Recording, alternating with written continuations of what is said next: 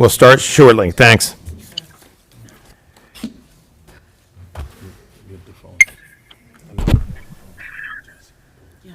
Mute your phone. Thank Mute your phone. The phone. Tom, you had me nervous on the last one, you know. You did good though. I was watching. I stayed here for a couple minutes just to check you out. No, I knew I had to run, but I said, well, I'll stick around and see how Jim's doing it. See if he can take my job. You made me, you know, I felt the pressure off the back. Nope. Link, mute the phones. Hey, Link. Give them a message that you mute their phones. We have to mute our phones, that's all. Oh, yeah. Tell them to mute I their just phones. turn them off. So. Thank you. Right, yeah. Yeah, I don't think How you doing?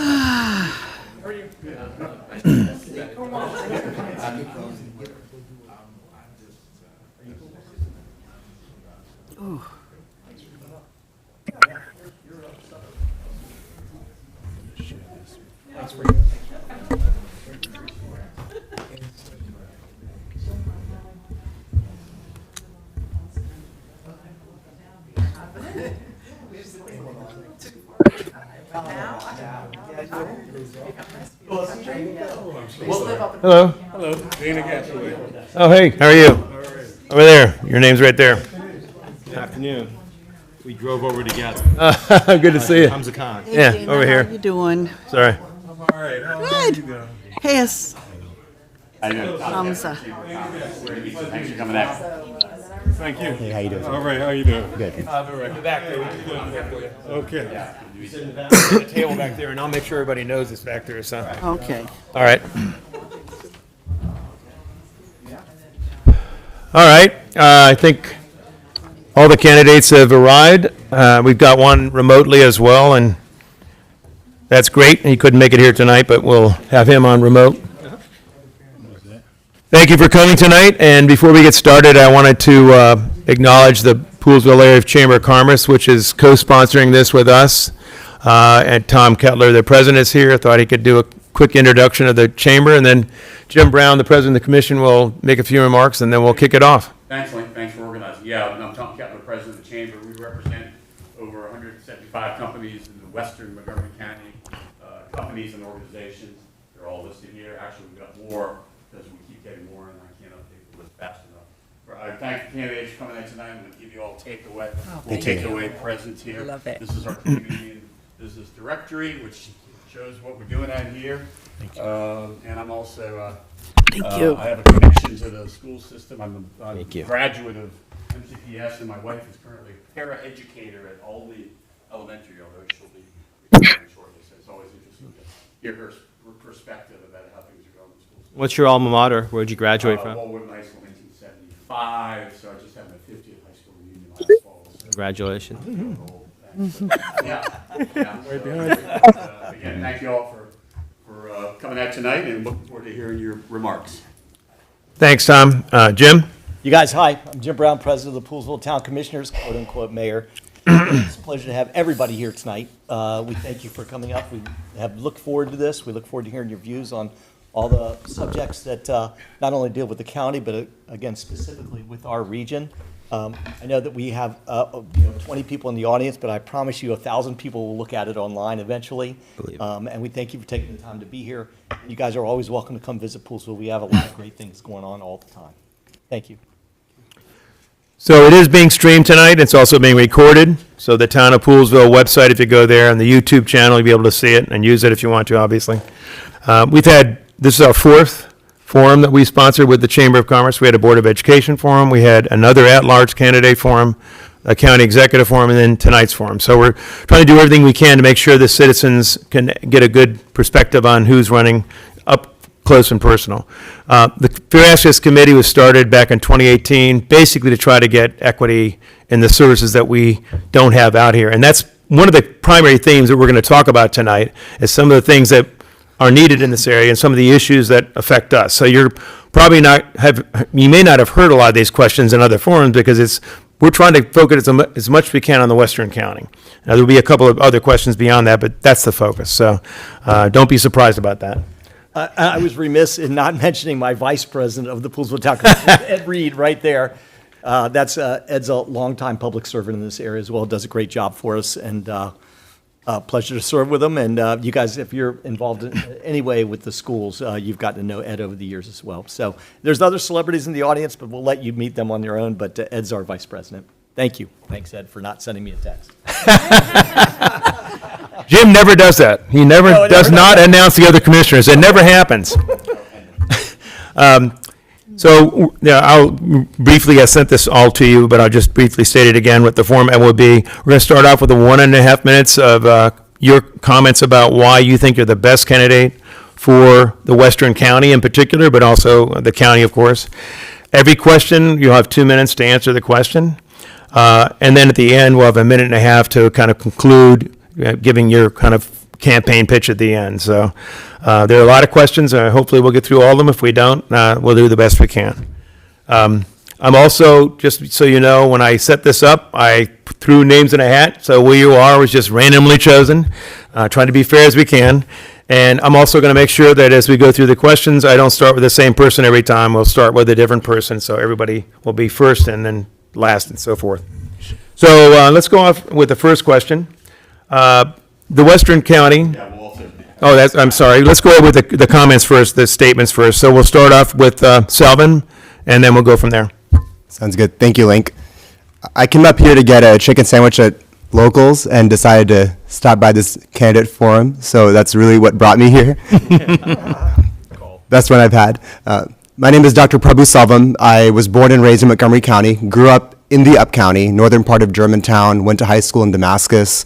So I'm a product of a community very similar to Poolesville. Grew up with friends who were farmers, children, police officers' children, and really developed a love for our ag reserve and our rural communities in Montgomery County. When I take care of patients and their families, I listen closely to what hurts and I take real action to make their lives better. I'm an ER physician. I'm an Air Force veteran that served as an officer in Afghanistan. And I'm a humanitarian aid worker. I work full-time for a nonprofit traveling around the U.S. and around the world, helping communities recover after disaster.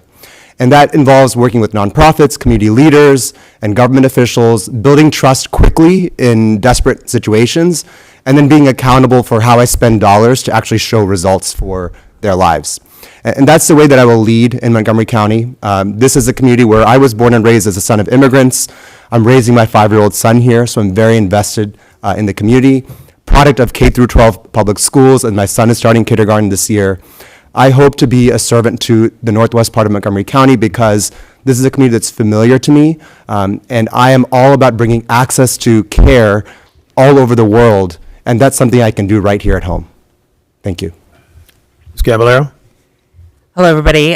Josie Caballero, thank you for letting us borrow your dais for today to be able to really examine the candidates here today. I'm originally from small town Texas, a place called Mineral Wells. So when I know rule, I know rule. From just having a couple cattle in the pasture next door to tornadoes just storming right through. So for me, rural communities really where I come from. I always like to say I come from the dust. And it's really important for me to preserve our communities and our green space to make sure that we do that. I am also a Navy veteran, served in both Iraqi freedom and enduring freedom in the both in the Gulf on the USS Ronald Reagan, where I served as a reactor operator. And with that, I had the ability and privilege to be able to run a system that was very, very particular about the way that you run them. I always like to say I have the courage of a reactor operator and a steady hand to turn the switch when necessary, and the leadership to tell you why. There's a lot of work that needs to be done here in the county. I can't wait to get to those questions and really bring the county and the needs of Poolesville here. Thank you. Mr. Gasaway? Hello, everyone, and thank you for having me. My name is Dana Eugene Gasaway. I'm a multi-generational resident of Montgomery County. My family has been here since at least the 1700s. The reason why I think I'm probably the best candidate to be here is because in my 51 years of actually being in the county, I've come across all things. Let's keep the military thing going. I'm an Army veteran. I also, medical lab tech to be specific. I also have a son who is a member of the county. He's actually graduated from Montgomery County Schools. I'm a Northwood alumni. Don't hate on me. The reason why I want to be here is because the love I have for this county and the changes that I'm seeing in the county, and all of them aren't good. The problems that you all have here, and I know we're going to get to them in the future, have been long-standing problems. They've never been addressed, and I promise you, as a county council member, you will see me every 90 days. I will be in this county every 90 days in this area, and you will see me and meet with me. The reason why I want to do this so badly is because I see the future, I see what's coming, and I really think we've got to change some things and stop some things before it's too late. Thank you. If you need more information about me, you can get it from danagasaway.com. Thank you. Mr. Wells? Good afternoon, Poolesville. My name is Dr. Sherwin Wells. I'm a real estate broker. I'm a mortgage loan officer, an Army vet. But I'm one of you guys. I bought property up here in 2014. I live in Gaithersburg. I help people achieve the American dream at my day job. But affordability is becoming a problem. I'm driving people to Hagerstown. I'm driving them to West Virginia because they just can't afford anything here. It broke my heart when I have to tell a customer, you approve. The bank said you can only get $350,000, and I got to drive them up to 70 to Hagerstown, West Virginia. So when I saw property in the Ag Reserve for sale, I purchased it back in 2014, and I started a cleanup campaign because it was untouched for over 40 years. You know, people said, you know, why you bought that property? It's wetlands, it's this, it's that. And I'm a vet. When I see a problem, I want to solve it. So I brought in U-Haul trucks, 26-footers, brought in employees. We cleaned it up. Now it's a beautiful property. They're amazed it's not a wetland. I brought in the U.S. Army Corps of Engineers. I brought in the USDA. And whenever I see a problem, I want to solve it. Right now, affordability, accountability, and lack of services is the problem here in Poolesville and Montgomery County. Leadership is a result of that. So when in the military you see a problem, you call it in, you bring all the assets, and you get it solved. Roger that, mission accomplished. But that's not what's happening here. So you have a problem, you send in somebody with the experience. I hope that you guys consider me and send me in there to address it in November. Appreciate your support. Ms. Verani? My name is Vicki Vergani, and I am a native Iowan, came out here in 1975. The first city that I lived in was 5,904 people, Esterville, Iowa. And then I moved to a real small town called Lake Okoboji, Iowa, of 500. And it swells to 50,000 in the summertime. And the reason it swells is because we have a great Chamber of Commerce there, and that was my first job, was working at the Lake Okoboji Chamber of Commerce, selling the area. So we brought in there was a lot of economic development in the summertime. The biggest excitement probably was when we got a car wash. The other thing that was interesting is our offices at the Chamber of Commerce were above a jail. And so when people came in, got a little rowdy, the jail was not fastened to the ground, so we'd be working upstairs and hear the jail moving around. So I've been working ever since I've been about 16, moved out here 50 years ago. I have run my own business for 27 years very successfully. I wrote for the Washington Post as well. For the last 25 years, I've been managing a property, an affordable housing property, condominium. And I know how to get the job done. We turned the community around. So I'm hoping that you will see in me the leadership that we need to move Montgomery County forward realistically. Ms. Vergani, we should have a little chat because, as an aside, my family came from Iowa too, a town called Keokuk. I don't know if you've ever heard of it or not, but anyway, we should chat. Mr. Khan? Thank you, sir. Do we need to press that button again? No. All right, so good evening, everyone. My name is Hamza Khan. I grew up in Montgomery County. I think I'm the only candidate to have lived in every region of the county, up, down, east, and west. Most close to all of you, I lived on River Road, right across from Calathea Farm. Spent a lot of my youth coming to Poolesville. Was a big fan of Watershed Cafe. I also go over to Locals quite often. And my uncle, before he passed from COVID, was looking to buy a property here in town, in Poolesville. He wanted to settle here for the rest of his life. And that stays with our family to this day. In terms of my other relationships with West County, this one is a bit of a lightning rod. I was the field director for a wonderful woman named Beth Daly, who ran for the council at large in 2014. She came within 2.5% of beating 4 incumbents in at large. And she lives over in Comus, so I spent a lot of time over there on her lovely property right underneath the mountain. I hope that I can win your vote because my relationship with West County is deep.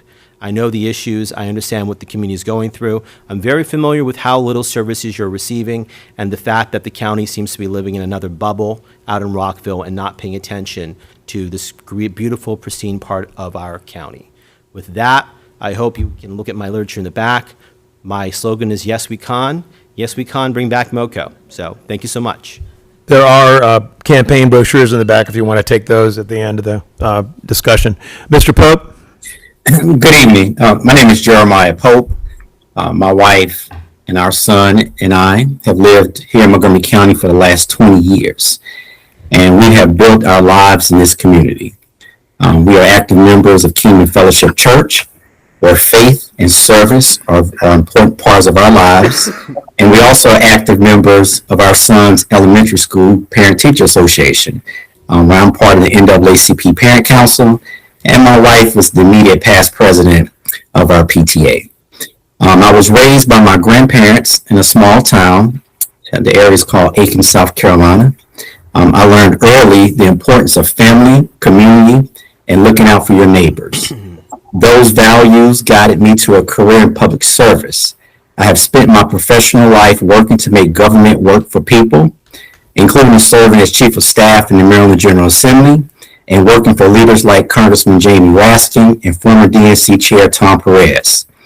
I'm running to represent the voices and needs of all Montgomery County residents because I believe that good policy is built on community, compassion, and common sense. One of my many priorities is building affordable housing that is actually affordable for residents without destroying the character of our neighborhoods and protects the agricultural reserve from overdevelopment. I look forward to answering the questions this evening and you guys getting to learn a little bit about myself as well. Thank you. Thank you. So the first question, we'll start off with Mrs. Caballero. Oh, I'm sorry, I mentioned at the beginning, but it's 2 minutes per each question, so, okay? We're using the same questions we used with the other candidates, so we're not trying to throw some new stuff in necessarily. So I'm going to just mix it up a little bit, though, in terms of the order. If you look behind you, you see some signs about something that's very important to us, and that's the reopening of White's Ferry. So I'm going to start off with that as a question. White's Ferry has been a major part of our culture, history, and economy out here for literally hundreds of years. Most of the businesses in our area are small or family-owned, and the ferry's closure affected many of them. Many families in our area have long commutes, and the closure of the ferry made life harder for many. The county and state put together a kitty of $3 million to try to encourage the two parties to settle the problem, but so far nothing has happened. And as far as we can tell right now, it ends July 1st, 2026, the offer that's on the table. If they don't do something by then something, in our view, has to be done. What do you think should happen if nothing is solved by this offer? So I believe that, especially with local economic community functions like the ferry, if nothing is going to be done, I think the county needs to take a hand and actually help bring it into fruition. Right now, the county is dealing with massive issues of economic growth and having the appearance that we're growing. I believe that if the deal does not happen and the county actually takes part in making it happen, it will just be another indicator that we are growing and making sure that we have that community relationship across the river as well. And so for me, I want to do everything I can to make sure that we reopen the ferry because of its history as well and what it means to this community. And it brings more revenue from people outside that want to use and see the beauty of Poolesville and the ferry. Mr. Gasaway? Okay, well, I'll put it to you like this. Being a multi-generational resident of Montgomery County, I wax nostalgic about everything. And that ferry reminds me of so many pleasant memories of my friends, my family. I had one of my most dearest friends who traveled back and forth on that ferry all the time. So if the county cannot come to terms, or if it cannot be agreed upon, then I think at the very least, the county should get involved and try to come about and find some settlement. If not, then maybe we'd have to look at petitioning the state to get into it and make sure that it happens. But I am very tired of seeing historic things in our county go by the wayside. And I guarantee you, as a county council member, White's Ferry will not go away. I've seen so many in downtown Silver Spring. Miss Kay's Toll House was one of my favorite restaurants. It had memories of high school proms, et cetera, and that went away just like that.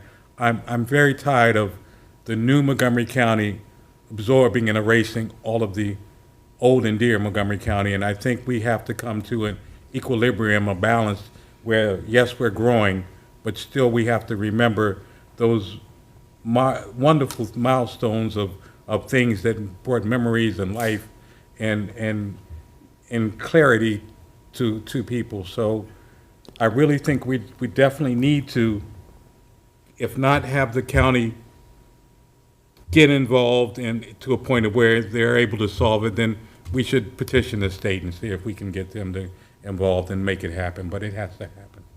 Mr. Wells?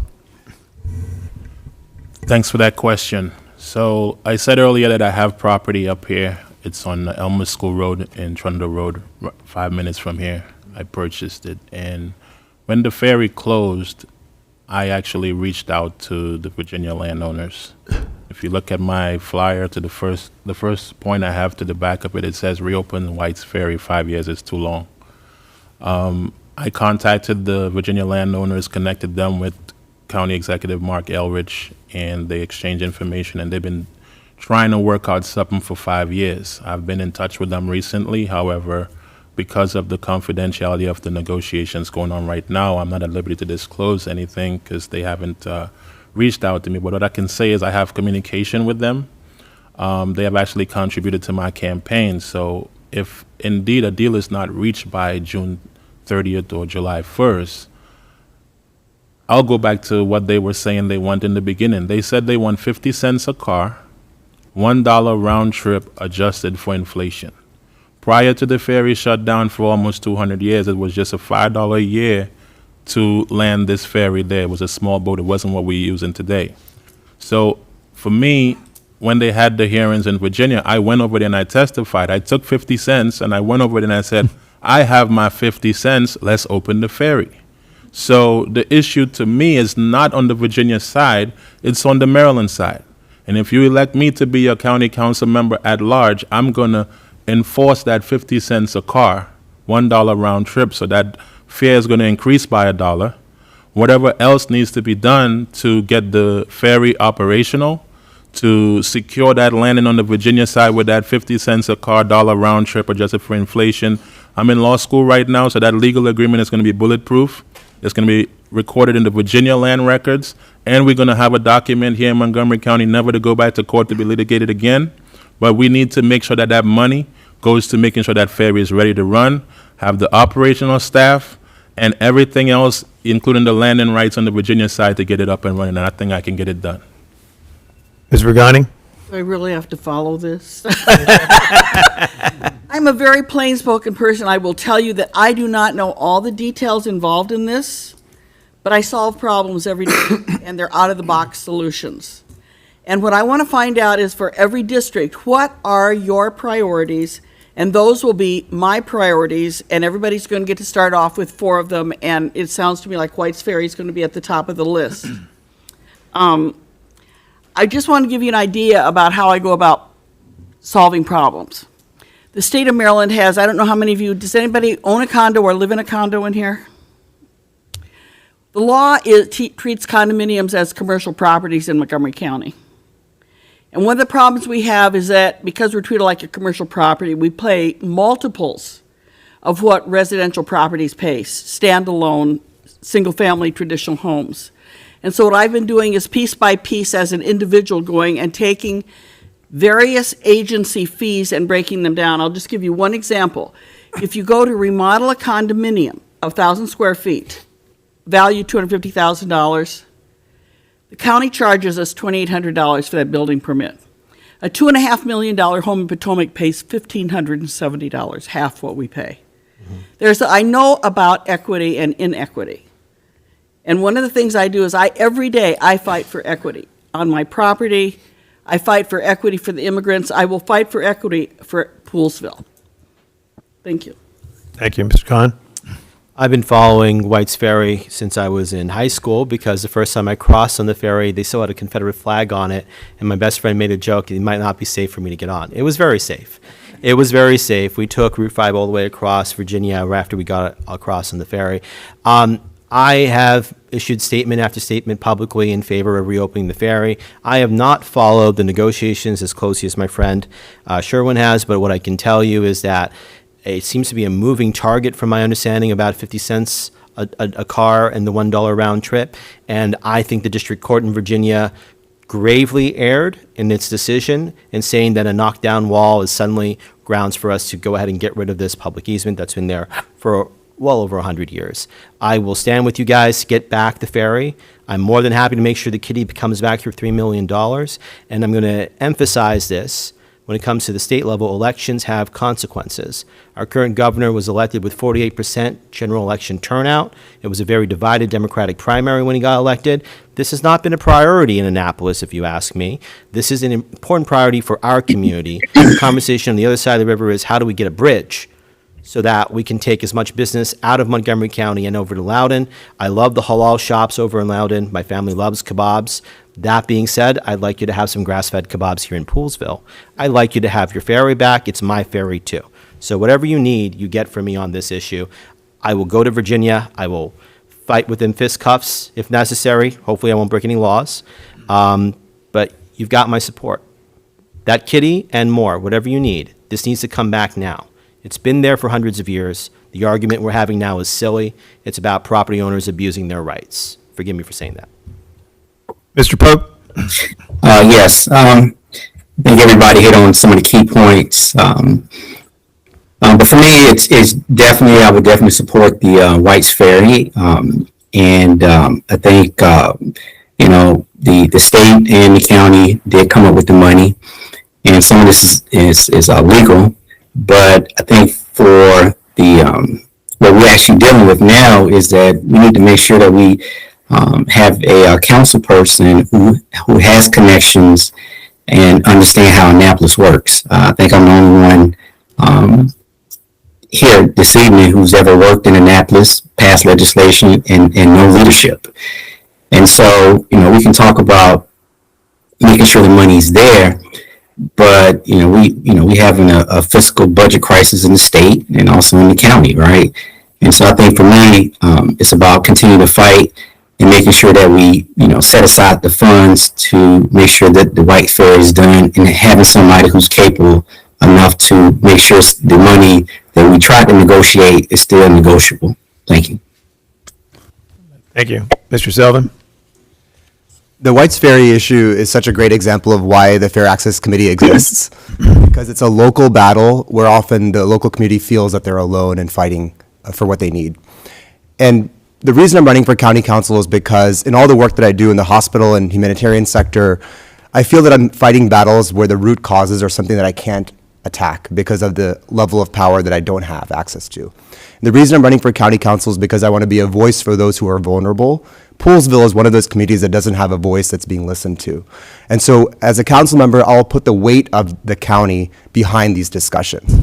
And what does that look like? We get representatives and create a task force that includes people from the county, from the state of Maryland. We go and meet with the family that is the property owners first, understand their needs, their stipulations, and then we go to the Loudoun County Board of Supervisors, start with them, understand how they can help us to connect the dots to achieve what this family needs, especially involving local zoning and local restrictions, involve representatives from the state level in Virginia at the state Senate, state delegation, and then at the governor level in Virginia as well, and have the influence of our elected offices in Montgomery County speaking with the influence of elected offices in Virginia to bridge that gap to achieve what we need to get the Whites Ferry opened again. And it's not just something about identity or community isolation, which is huge, where Poolesville feels isolated because of that ferry being closed, but it's also a matter of economic development, healthcare access. Loudoun County's medical centers, looking at mileage, is the closest large medical center to this area. So it increases accessibility to specialty medical services, to economic growth, halal kebabs, so all kinds of things that we care about that affect our livelihoods directly. So I will be an advocate and put the weight of the council behind these discussions and not leave you alone. Grass-fed halal kebabs, probably. Thank you. That leads to a question, actually, that you touched on it, Mr. Selvin, that is important out here, and that's public transportation.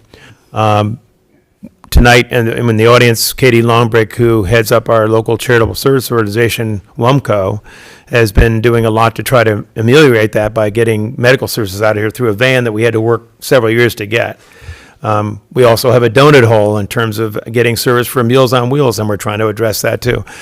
We try to do and solve a lot of the problems ourselves, but we can't do it all. But public transportation is anemic in this area. Basically, the bus comes up to Poolesville, does not go to anywhere else in the Ag Reserve, and then it goes right down to, essentially down to Shady Grove. Does not go to the doctors that are on Shady Grove Road or in Germantown, that area. So public transportation needs to be improved. We've actually made proposals on it. What's your view on what ought to be done to improve public transportation, and what does our area deserve? And we'll start off with Mr. Gasaway. If Sherman, could you pull that microphone? Yeah, so he can. Thanks. Okay. Well, looking at it, without a doubt, rapid transport really needs to be increased in this area. What you really need is actually a monorail system, but that's like $4 or $5 billion, and we're not anywhere near trying to get that. But that would be ideal for this area, to get a monorail system that takes you down county. Unfortunately, this is an issue that's been since I was young. And I've been in this county 51 years. My family's been here 300. So increasing dedicated bus lanes, trying to well, they've already, the plan for the highway was canceled. The best that possibly can happen is finding a way to decrease transportation overall, getting more rapid transit and with more frequency, and also more reliable dedicated bus service, not only just from Shady Grove up to Poolesville, but actually in and around Poolesville proper, because the Poolesville that's here now isn't the same Poolesville that was here when I graduated in high school in 1979. So we've got a whole different set of situations in terms of the massive number of people that are now in this area, and the fact that they need to get down county as well as to Virginia, back and forth. So we have to look at rapid transit. We have to look at some type of rail system eventually, and we're going to have to look at doing something with the overall number of cars that are on the highway. It's got to be done. Thank you. Mr. Wells? Thanks for that question. My parents actually work for Montgomery County Ride On, and that's how I was able to achieve the American dream. They worked there for 26 years. They still do. It's in my bloodline to, serve the public. When I live in Gaithersburg, so when I come up here driving, I see maybe 2 ride-on buses from the time I come to the time I leave. And I think the coordination of the routes needs to be done better. That is Montgomery County DOT. Again, we have a problem with leadership. When a town calls in and say, hey, we have an issue with transportation, Department of Transportation needs to send a coordinator out. They have county employees in white vehicles with the logo on it, following the buses, making sure they arrive at their location on time. So how come they can't come to Poolesville, see, okay, there's only 2 buses coming in here. We have agricultural workers coming in here. We have students traveling. We have people without vehicles, and they have to get to Walmart or get to, the grocery stores, and just the dollar store is not going to cut it for them. So we need to make sure that the government works for everybody. I would definitely have frequency of buses. It may not be the 40-foot bus, but it might be the shorter ones, and do it more frequently. Do a transportation study. We did a transportation study for the ferry, which is private ownership. $100,000 from Montgomery County, $100,000 from Loudoun County to study that ferry. But why haven't we done it here for the town of Poolesville? There's services that are lacking, and the leadership is the issue. If you have a problem with leadership and you keep electing the same individuals that come up with excuses why they didn't help you, if you always done what you always did, you will always get what you've always got. Ms. Vergani?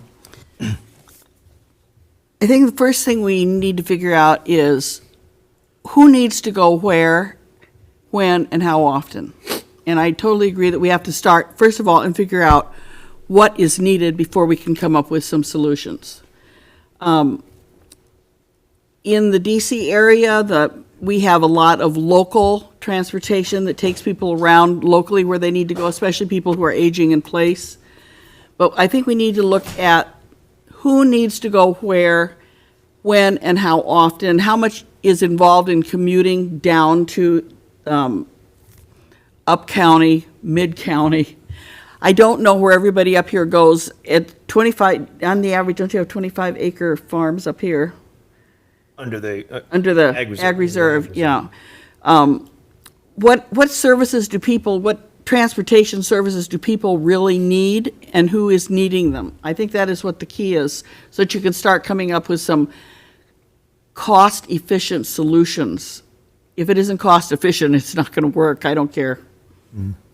Especially in these days. So that's how I would start to look at the problem, so that we can come up with, because we do have a variety of transportation options, but I don't think we're using them. Mr. Khan? So I remember in 2016, 2 years after I worked for Beth, that was when they finally opened Route 301 to Tobytown, which is a small bus that goes over to the historic community Tobytown, and then from there down to Rockville. And that was controversial. The community had been fighting to get that since 1975 when Dana graduated and when Ride On began. I think I might be, I hope I'm not misspeaking, I think I'm the only candidate here who's taken the mark from Dickerson up and actually has gotten off at every stop in West County and the Ag Reserve on the mark. Partly from my old job and partly because I just love this part of the town, so I wanted to get around and see what the county looks like. That being said, that's definitely not enough. Also because the mark only runs around the hours that we are allowed to use it to go north and south.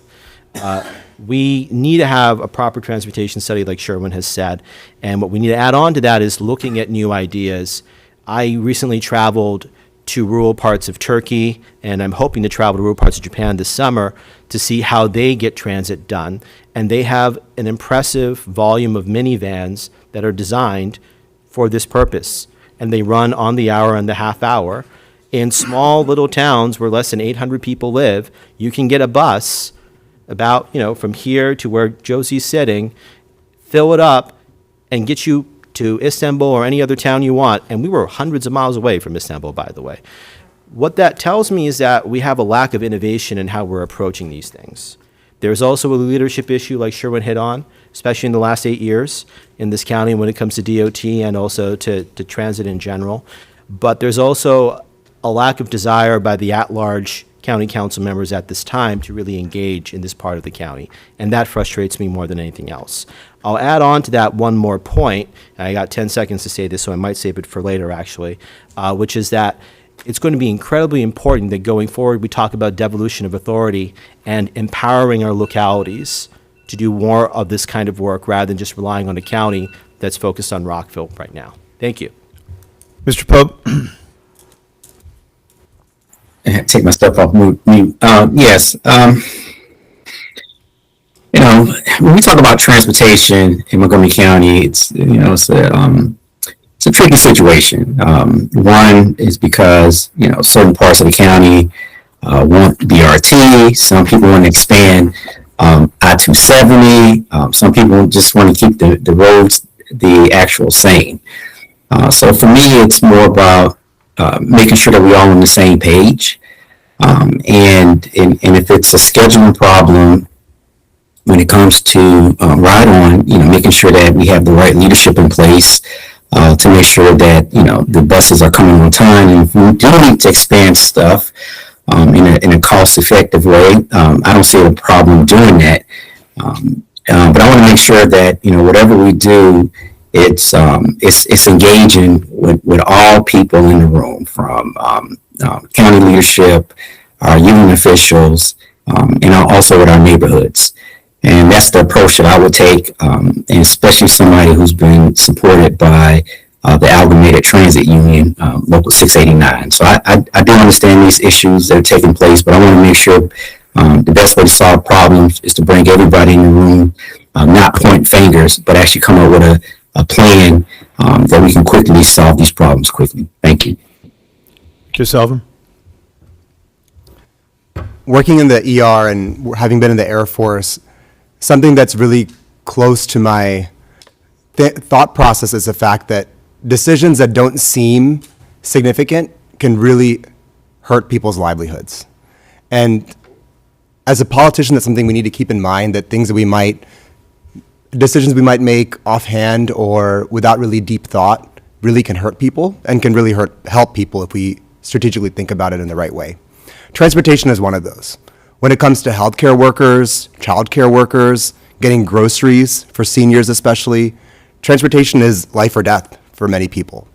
And so we have to be really creative in how we think about solving this challenge. The ride-on system, on average, costs about $10 per ride countywide.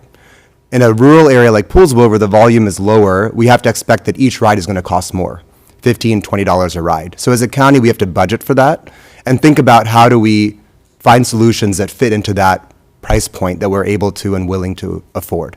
And so shared van access or shuttles that plug into existing transit infrastructure in places like Clarksburg, especially where they're considering a bus rapid transit line, plug into that. So connecting into existing infrastructure in other parts of the county, that's a really cost-effective way of expanding access.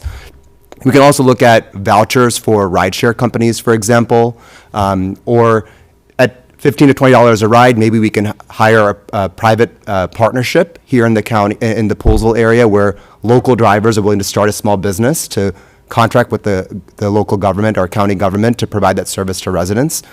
These are people that are their neighbors. They might be really well equipped to be able to support seniors, especially to do grocery shopping and things like that. So I think, especially with what WUMCO is doing, let's take that model and expand it and put some public dollars behind it to expand access to those that are most in need of transportation. Ms. Caballero? So transit is very, very important to me as someone who's been endorsed by the Augmented Transit Union as well as the Sierra Club.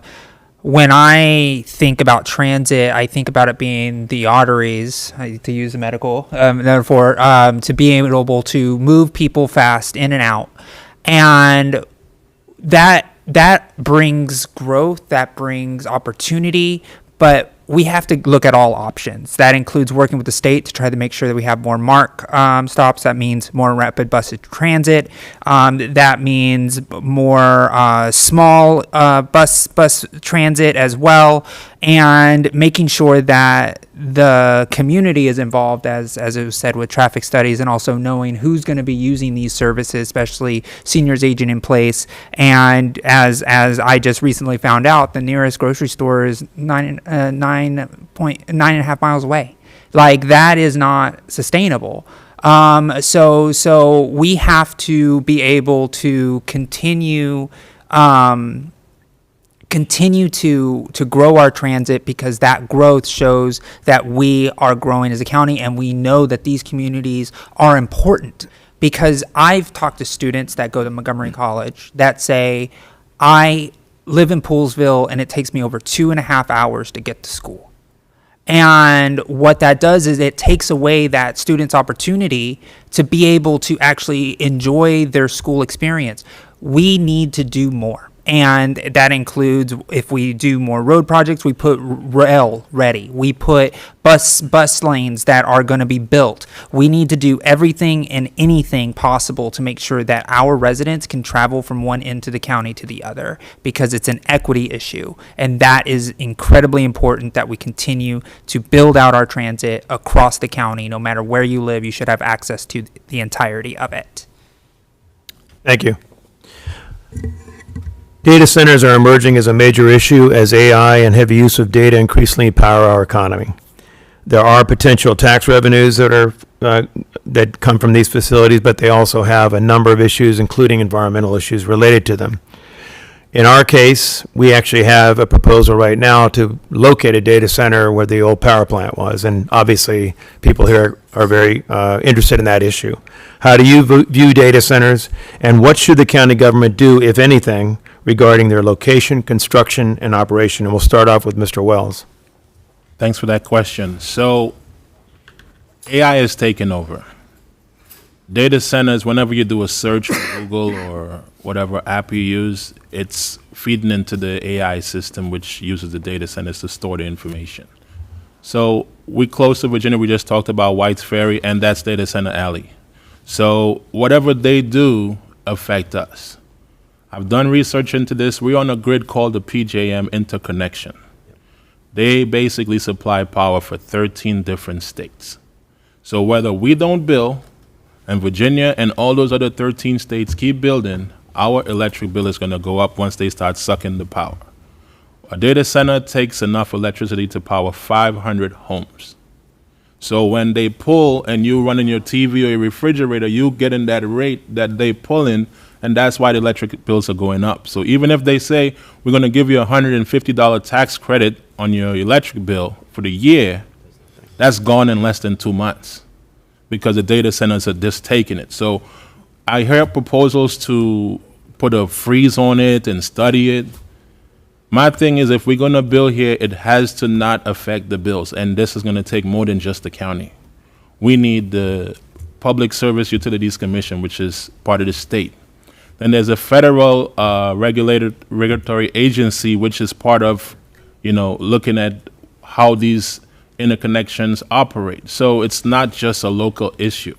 So we need local, we need state, we need federal parties to come together and say, okay, we cannot charge residents the same rate as these companies. Yes, we can get the tax revenue, we tell them, come on. But then how are we going to offset that with the residents? Are we going to give the residents a tax credit every month to offset the electric bill? But we have to make sure if we do it responsibly. It doesn't affect our water. It doesn't affect our at-risk youths and seniors, because there's noise and there's a lot of pollution from that. And we want to make sure we do it where we don't damage the environment. Thank you. Ms. Vergani? When you build a data center, initially there's a big economic bump. And after that, there's very little that comes out of them, except for a lot of noise, a lot of pollution. Maryland is in the top 10 states for cost of utilities, primarily due to data centers. And so it is an issue that affects everybody in the state, so it's not only a Montgomery County issue, it's also a state issue. And we're going to have to take a bite out of it that way. We need to understand where data centers have existed, what the problems are that came with them, what the effective solutions have been to address those problems. They kind of remind me of when we put in these monster electrical substations and all the power that's been generated, how people got cancer around those particular areas. There's a lot of information we don't know yet with regard to the data centers that we need to be alert to. And I think we need to move with a great deal of caution towards looking at putting in and approving these data centers. They are not, by and large, on the average, an economic win for everybody. They're mostly a win for the corporations. Mr. Khan? I just want to start by thanking Vicki and Sherwin. I want to say, Sherwin, you are incredibly well informed on this, and it makes me really proud to be up here on stage with you. So thank you for that. I put out a statement back, I think months ago, I'm just checking my Instagram, about the data center that's been proposed for Dickerson. I'm committed to it only being built if they have 100% clean energy, parentheses, I don't think that's going to be happening. And so that project needs to be put on hold indefinitely. The cost of electricity that we've seen jump across the region is outrageous. It's higher in Baltimore than down here. PJM does have a role to play in that. And if we're going to be serious about creating jobs in our region, an easy tax revenue source that gives donations to our elected officials is probably not the solution, because there are very few jobs once you build a data center. It's there, you have a lot of noise, a lot of electricity being used, and maybe 3 or 4 people checking in on the servers a month. It's not an impressive amount of jobs at all. What we should be talking about in this conversation about data centers is, where should they be in this country? Why are there so many of them in Northern Virginia? Northern Virginia has the most number, apparently, in the world, is what I was told the other night. I have to double check that to be sure. And why on earth are we so connected as a grid that we are allowing our electric bills and our residents to pay the cost of what's happening next door? Partly that's an interstate regional issue in terms of how we govern our electricity. We need to be looking seriously in Montgomery County about what can we do instead of putting data centers in to grow our flatline economy. We haven't added jobs in this county in nearly 20 years, small business or otherwise, and that's completely unhealthy. It's because we have an older tax base. We have families that are getting tired of having to pay such high costs. Most of us are on fixed incomes. This is not how we solve our problems. It's just too easy for politicians to just get a couple of dollars and then build it. Mr. Pope? Yes. So we got to be clear. Currently Montgomery County has so smaller data centers. You got 2 in Silver Spring, 1 in Germantown, and 1 in Rockville, right? And this has become an issue because we're now talking about expanding it and making it bigger, right? A much bigger footprint, right? So this is why it's an issue. So for me, it's more about Montgomery County being a leader, right? And people recognize that in the state of Maryland, Montgomery County has been a leader on a lot of things. And so if we're going to move in a direction to build bigger data centers, I can totally agree. We need to make sure that there's some form of regulation behind them. We need to make sure that we can do a study, because what we don't want to see is they're put in low-income Black and brown neighborhoods and marginalized communities, right? And so, I don't think we need to move forward at this moment when it comes to building out a massive data center without doing the study. Yes, we need jobs. That's, you guys all know, in regards to the revenue, we keep raising property taxes over property taxes, so we do need new revenue. But I want to make sure that we do a study, we bring in people, we bring in residents, community leaders, we bring in the unions like IBEW Local 26 to make sure that they have a seat at the table as well. And so for me, it's more about, let's pump the brakes a little bit, get some studies, and not just say no completely, but make sure that whatever path we do is reasonable and it's compassionate and it's common sense. Thank you. Thank you. Selvin? I testified a couple of months ago at the county council in support of a moratorium, saying we should have requirements for renewable energy, for protecting the Potomac River. Since that time, I've been doing a lot more research and talking to people, and this forum actually is going to be the first place where I come out with this statement. I don't think we should have data centers in Montgomery County. I don't think we should have any more. We have a couple of small ones. This hyperscale data center that's proposed for Dickerson, it's a 360 megawatt. It's a huge data center. It consumes the amount of electricity that it consumes, because our grid is 70% fossil fuel supplied. The electricity we use in our homes is 70% fossil fuel. This data center would consume 150,000 gasoline-powered cars worth of carbon every year. So our climate action plan that we have to be net zero greenhouse gas emissions by 2035 is completely destroyed if we build one data center like that. So it doesn't make sense. It doesn't add up. The company will make $3 to $4 billion a year. We'll make $50 million a year in property taxes. with 50 people working there. It's pretty much no income tax for our county. We're giving it away for free. And we already know this is an Amazon data center. They don't need more resources from us, driving up our electricity bills, destroying our environment. Potomac River is what's considered the most threatened river in the whole country because of historically low water levels, sewage spill recently. We don't need this for our community. And so that's my stance. But we need certainty, no moratorium and all this nonsense. Let's say we're not doing a data center. Let's move on and bring a manufacturing facility there that aligns with our values and brings a ton of jobs to this part of the county. And let's have some certainty so we can build businesses and move forward commercially, not be in this limbo, because that uncertainty is not good for business either. So let's stick with our values and be pro-business, but in alignment with what we stand for and what our priorities are. Ms. Caballero? I could not agree more with my colleague, Prabhu Salvam here.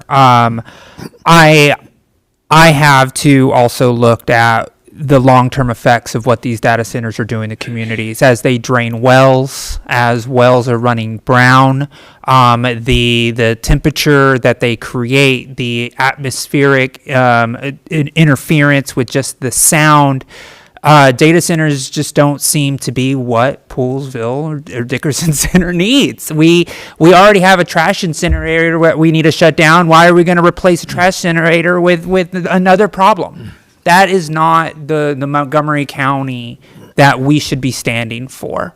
There is a lot of improvement that needs to happen to the electrical grid. One of the things that I think about deeply when I think about these data centers is all of these data centers being built across the country in Northern Virginia. These billionaires are just taking advantage of the broken infrastructure that we have and then blaming us when their centers aren't working well and our prices go up. And then what do they ask? For us to rebuild the infrastructure for the infrastructure that they are currently destroying. So enough is enough. We need to say no. And we need to say it forcefully. We cannot continue to give tax giveaways to these billionaires because we cannot afford them. We cannot afford these millionaires and billionaires taking over our communities. And there isn't enough jobs. And look, I was able to get the AFL-CIO endorsement and the Sierra Club endorsement because I stand in the divide to bring people together to show that these data centers don't create the jobs that they think they do. So no data centers at the Dickerson site. Mr. Gasway? Okay. Number 3, here. Data centers cannot exist here. As a high school biology teacher, the poisons that they're doing, the increase in temperature, the 6-degree increase in temperature, releasing that water. You know how many niches that's going to destroy? It can't happen here. I don't know why people are even thinking about allowing it to happen here. We should be out in the streets saying no to this each and every day. No, it can't happen here. It's already an issue. We already are getting pollution coming down from the states above, water pollution. What are we going to do? We're pulling water out of the Potomac River, which is the most, as you said, the most endangered river in the area. It can't happen. I'm firmly against it. Anyone who's seen any of my videos I know this makes no sense at all. We're not getting the jobs needed. Yeah, we'll get some construction jobs, but that doesn't make sense. What we need to be doing is we need to be building up our solar power in government buildings and using that to save money. Get off of this. We need to get off of the electrical grid as best as we can. They've been saying it for 30 years that the electrical grid is overtaxed. So why would we do something that would really, really, really damage our county? It makes no sense to me at all. I am fervently against data centers. And that's all I have to say. Thank you. The next question, we'll start off with Ms. Regani. The Ag Reserve has successfully, that you're in right now, and I think all of you are familiar with it, has successfully existed since 1980 with its foundation in farming. It now faces many pressures that might threaten its existence. Some of them you're probably aware of, some of them you are not, but I'll just give you one example. And I know a lot of these farmers, so I know this is happening to them. Farmers on average are now 49 and a half years old and aging quickly. And in most cases, their kids do not want to be farmers. That's just one example of some of the issues that underlie the policies that make the Ag Reserve work.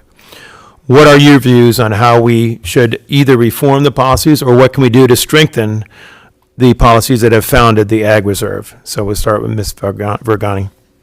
Being from Iowa, I'll tell you that we have very few family farms left.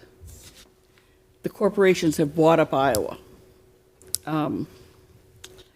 So one of the things I'm thinking about is we need to go to corporations such as ConAgra to see what they could do to start helping to, they want to put a good public face on them, much like when there was a smoking issue. And so they started funding programs that were anti-smoking. We need to get to groups like ConAgra that are making life extremely difficult, especially for the small farmers. And I've seen this because of the way they control the seed even that's used in the field, which is a big problem. The cost of farming, for those who do not farm, I will tell you, in my opinion, they are the best business managers, the most challenged business managers in this country, because they have control over almost nothing, yet they're expected to make a living. So I have a great deal of respect for farmers, especially the family farmers. So I would think we need to find an organization that's going to step up to the plate, that benefits from agriculture, that's going to start putting something back and needs to start putting a positive public face on it. I think this might help. I also have to say, businesses rarely survive to the third generation of a family. The second generation will take it over, but the third generation, almost every business, the family is out of it. So I think this is a problem similar to what other small businesses face. And these are smaller farms up here, 25 acres, as opposed to where I'm from, where you look at half a section or a section of 640 acres. Yeah. So the challenge is very high, but we need to create some type of environment where kids are encouraged to go into it, but if they are not, that we have an alternate way that we can finance some farmers, some new farmers. Mr. Kahn? I've had the pleasure of meeting Royce Hansen and speaking with him many times. There's a small conservation park not far from here named after him. He was the godfather, so to speak, of creating the Ag Reserve. And I've been very honored with my time with him. The Ag Reserve is important to me because my family more than once tried to buy a farm in the Ag Reserve because we love farming. And we are a semi-rural people. I'm an ethnic Afghan, a Pashtun, from Pakistan originally. And with that being said, we have quite a few pressures on it, and we have pressures on farmers across the country. The one thing that's working in our favor is that with the gradual decline of population in the country, one day, maybe in 100 years, it might be affordable to own a family farm again in the Ag Reserve. I'd like it to be a little bit sooner than that. There are programs like the land lease program with MCA and the county that help bring young farmers in. There are tenant farmer programs that are being explored. I'd like to expand those, and I'd also like us to work closer with USDA and with county and state resources to make it affordable for young farmers to move into the Ag Reserve and keep their farms going and bring in crops beyond just commodity crops. There's so much that we can be doing if we collaborate with those in the Ag Reserve right now, with the nonprofit community there, with Caliva and others as well, and MCA. It hasn't been done as much as it should with this current county council. It has been done in the past with county administrations. I commit to spend at least 90 days, like Dana said, probably more, out here in West County and also in the Ag Reserve talking to farmers, learning how we can support them. And I've bought lambs from Auckland Farms, by the way. I actually came out here on the high holiday of Eid. Today is Eid, because this community matters to me. I have gone and bought lambs in the Ag Reserve for the sacrifice of today. So with that in mind, I want to see us keep being able to do that. Mr. Pope? Yes, thank you for the question. So, it's a lot of moving parts on this topic. One, the ag reserve is 93,000 acres, right? That's 1/3 of the total amount of land in Montgomery County. As a person who have farmers in my family, especially my wife's family, I do understand the protection of the land, and certain generations don't want to do that anymore, right? Everybody wants everything fast, and they don't want to put in the real work. So what I would like to see done is, first, we need to continue to protect the ag reserve through zoning. As you guys are aware, I think it's for every 25 acres is one house. And the reason why I want to make sure we protect the ag reserve is because we have a housing shortage, right? And what I don't want to see is us begin to partial off pieces of the ag reserve and sell them to developers. Then we no longer want to have the ag reserve.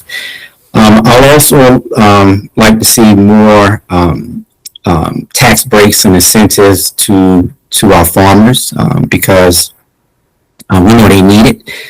Farming is very hard, and so I think if we care as a county, if we care about the ag reserve, we need to make sure that we have the incentives in place to make sure our farmers are protected. So that's pretty much my approach, especially for somebody who my family. We go a lot to pick the vegetables and those type of things, and so I'm a big supporter of the ag reserve, and I'm a big supporter of not building out the ag reserve. I don't want to see that happen because we have a housing crisis. I don't want that to begin to take over the ag reserve. So I want to make sure, like I said, I want to make sure the zone is protected and also our farmers are protected as well. Thank you. Mr. Selvin? I'm actually a second generation down from farming families. Visiting India growing up, I drove my family's Massey Ferguson tractor, milking cows. The fact that farmers are stewards of the land and produce for their communities, it's something to take pride in. But because of this incompetent Trump administration and their tariffs, inflation, and high land values in Montgomery County and property values, it's nearly impossible for farms to be economically viable. So many of the families in our ag reserve are cash poor and land rich. So how do we allow those families to survive? We have to not let ideology get in the place of our values. So ideology is where you stick to something regardless of what the reality is telling you. Values is that we want to protect our land. We want to make sure that families can create livelihoods and hold on to that land and keep them in their families. So how do we do that? We have to be creative about how we use the land. We have to think about our definition of what farming can be.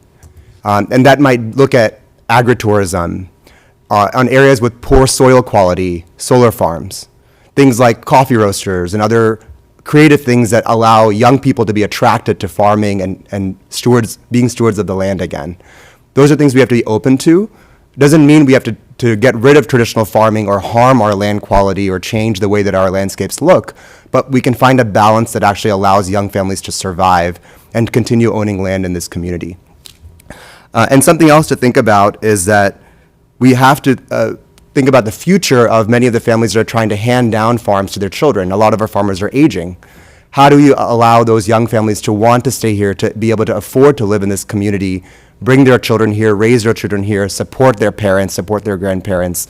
That ties into the family's dynamic and the family's future as well. So we need to allow these farming families to have more options to be viable and to still respect and be stewards of the land. Is Caballero? I also agree about protecting our land from zoning and making sure that we're not just trying to overdevelop that land is very important, because if we start creating that problem, people are going to think that their land is no longer worth holding on to, and they'll start to let it go, and then that will shrink our ag reserve even more. So for me, I want to make sure that we preserve that. When it comes to the fact that the truth about the administration currently that is making farming incredibly expensive, that is causing the conglomerates of large farmers that are buying small farmers, that is becoming a huge issue as well. We need to make sure that when we are when our farmers in our communities are asking for support, that the county is there to start buying the goods themselves too. Why we should make sure we invite the farmers to make sure the farmers markets are there, but also let's start talking about bringing it into grocery stores as well, and actually start having more local produce in those areas. That type of partnership is one of the really important, because when people get into farming, I know this from living in rural communities, a lot of people, when they get into farming, it's like they put their hands in the dirt, they're growing crops, they have animals, and that is kind of like the fun part of farming. That's the things you get into farming for. It's the business side of farming that gets very difficult. How are you going to sell that food? Where are you going to transport it to? The trucking, all of those things. And I think the county can help build that bridge to make sure that the business of farming is also profitable for the people that just love to get their hands in the dirt to do the work here in Montgomery County. Mr. Gasaway? Excuse me, I don't know how that happened.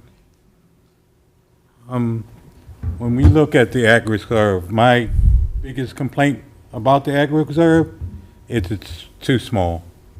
It's too small. You need 4 acres to feed a person per year. We have almost 1.1 million people here. So you multiply 4 acres by 1.1 million people, and that tells you how many acres we really need in an emergency to actually feed ourselves. See, this is where I differ from everyone else. This is my home. This has been my home for generations.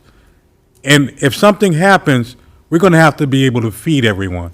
I'm the only candidate in my last candidacy for county council who suggested that every year we take back 0.2 of an acre in each one of the 7 districts. We need to do that. Well, not only should we do that because of the fact that we need to grow food potentially, but we also need living space.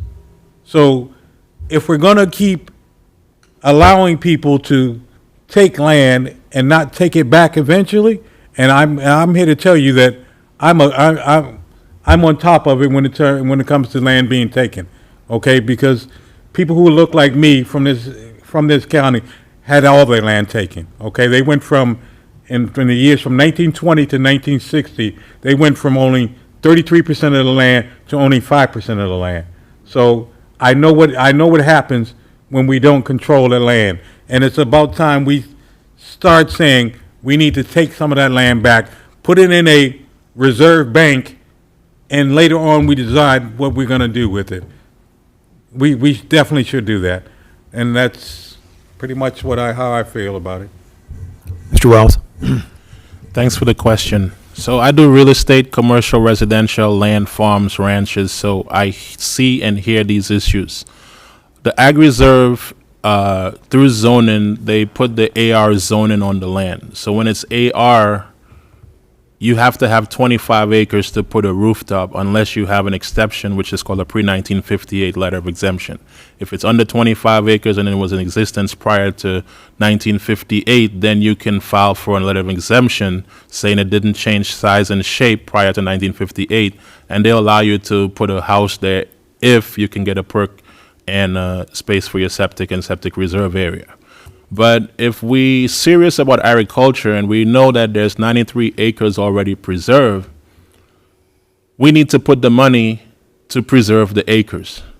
Some landowners voluntarily put their land into farming. This is a voluntary program. You didn't pay them for their land. So therefore, if they choose to sell it to a developer who's giving them the money, that developer can come and shut down that farm and start digging and put houses there. Now, if the county is serious, we have the Office of Agriculture, we have the Soil Conservation District, we have the USDA, all in the farm park. Put all those agencies together and get the funds from local and state and federal. And these lands that are agriculture that are producing, we pay the landowner for the value of the land.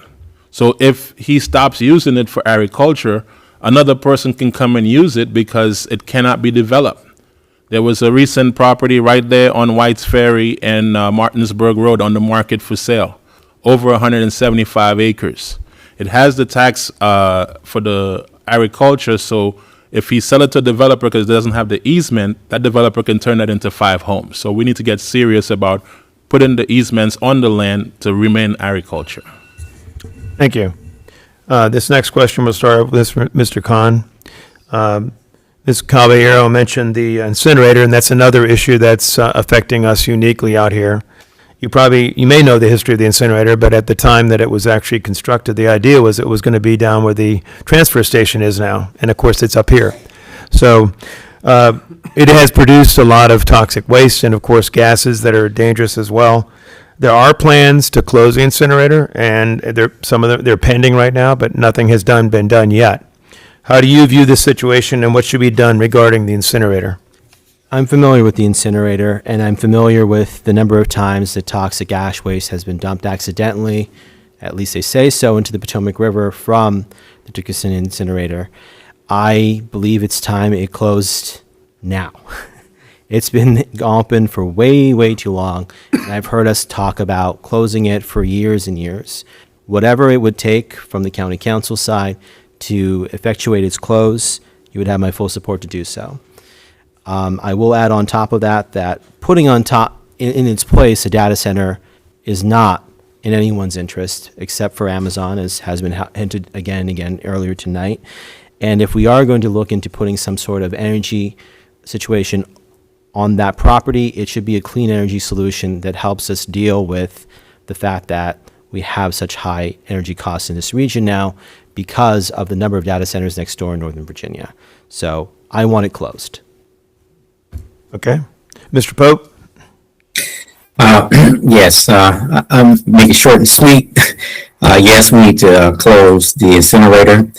I can recall that, it feels like it's all a movie called Groundhog's Day. It's like we keep having these, the character wakes up every day going through the same thing over and over again. And this is one of those questions about,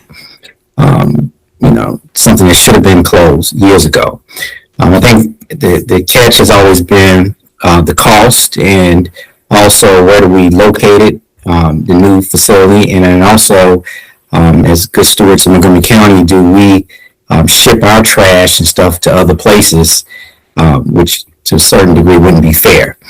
So I think once we balance out, the best plan to move in the right direction, I'm 100% for closing it, and I want to make sure it's equitable, that it's not, put somewhere else in more impoverished or lower income neighborhoods. So I want to make sure whatever we do is balanced and fair. All right, Mr. Salvin? Just for those who might not be familiar, the Dickerson incinerator is where 70% of the trash in Montgomery County is burned. It creates ash that we pay a contractor to bury in Virginia in a landfill, and it spews toxic waste into the air here in this northwest part of the county that families are breathing in. So significant harm from it. But because 70% of our trash goes there, we have to find an alternative. The majority of our solid waste in the county is food waste. So we have to first invest in composting food waste. Number two, we need to find a way to process, and there's existing ways to do this, construction waste from building materials. Once we can capture a lot of that solid waste we're producing, then there's going to be still a remaining amount that we have to find something to do with it. And that's going to require us to put it in a landfill somewhere. So at that stage, we have to find a landfill. Likely it's going to be outside of Montgomery County, given the availability of land, in an equitable way that doesn't harm vulnerable communities. So there's many complicated steps, but we need to have a plan with a timeline to do this, because there's no question we have to close the incinerator because it's causing harm to this part of the county, and it doesn't align with our values. And that being said, we must also think about the fact that we have to reduce consumption in this county, so there's a lot of an education component. There's actually parts of the county that have established composting services, certain communities like Villages and Tacoma Park, for example. We have to find something that we can do county-wide, and by scaling it, we can actually do it more cost-effectively. It's going to cost money, so we have to plan it out, budget for it, be meaningful about taking real steps towards it, not just talk about it and keep kicking the can down the road. But we must close the incinerator and have a timeline and be very clear in our accountability for actually following that timeline. Yes, we need to close the incinerator, and not only that, we need to make sure that the company also does land test and pollution to restore the land that it sits on, because we know that that is probably also contaminated and incredibly toxic, and is going to hurt the community for people who will walk on that land as well. I agree with my colleague probably about the fact that the composting is a much better solution because compost actually provides a product. After the compost is created, you can then use that for multiple uses that are natural and much more effective for our communities, rather than creating ash that is toxic and sending it across our borders. It's a lack of imagination to think that we have to burn our trash. I when I was in the Navy, that's what we would do on the ship. We'd separate all of our trash and then just take it to the incinerator. And I used to sleep next to that incinerator. And I know to this day, I may have carcinogens from that and from working next to that incinerator. The fact that we have an incinerator that we're doing this to our citizens is unacceptable. And we need to take this as a priority. I know we've been kicking this can down the road. I do like what my colleague Jeremiah said about Groundhog Day. Are we still burning trash in 2026? We have to do better. We need council members that can see a future path forward, that has a new outlook on how we can make our county greener and more safe for all of our residents. Thank you. Mr. Gasway?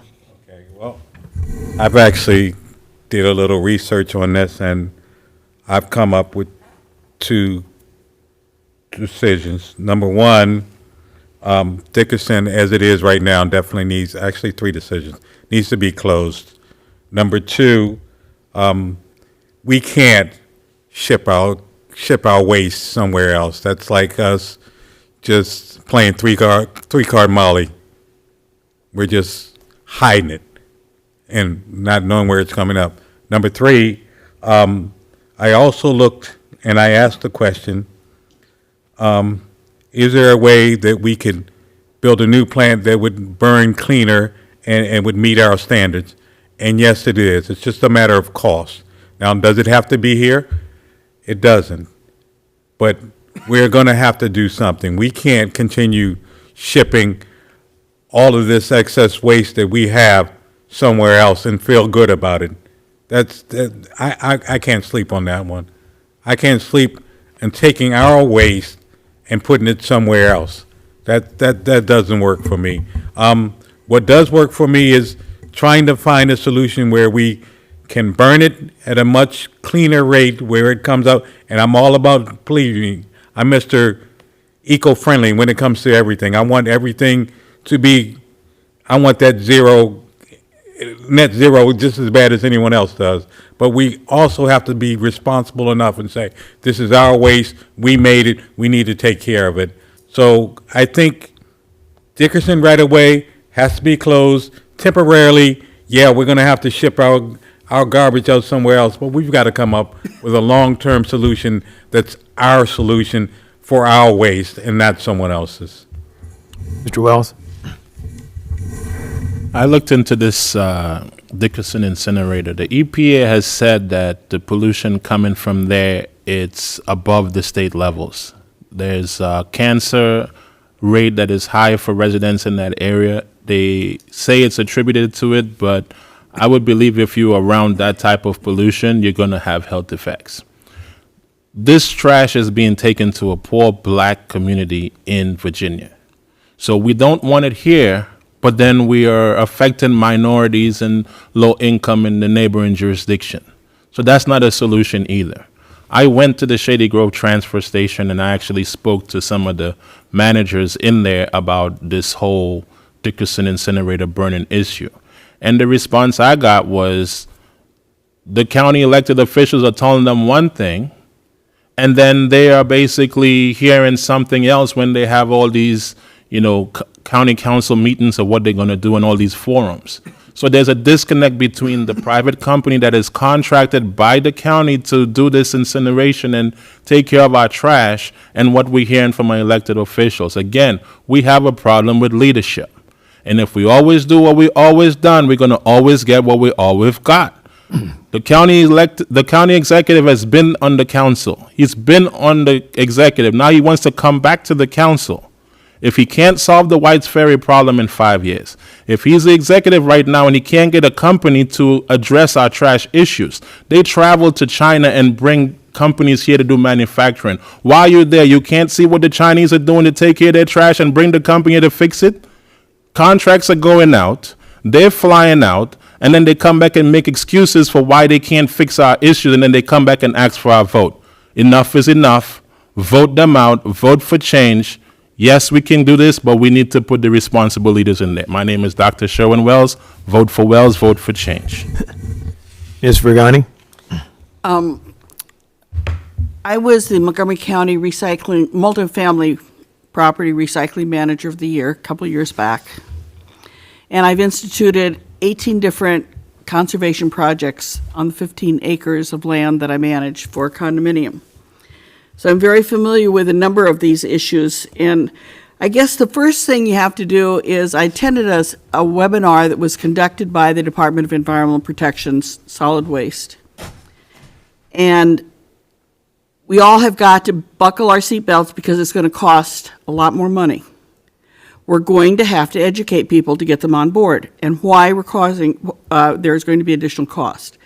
Again, plain spoken, we're going to have to start at ground zero to look at what's going on here. I agree, we are not going to make sacrifice zones, not in Montgomery County and not outside of Montgomery County, which is what an environmentally polluted area such as Dickerson is becoming, is a sacrifice zone.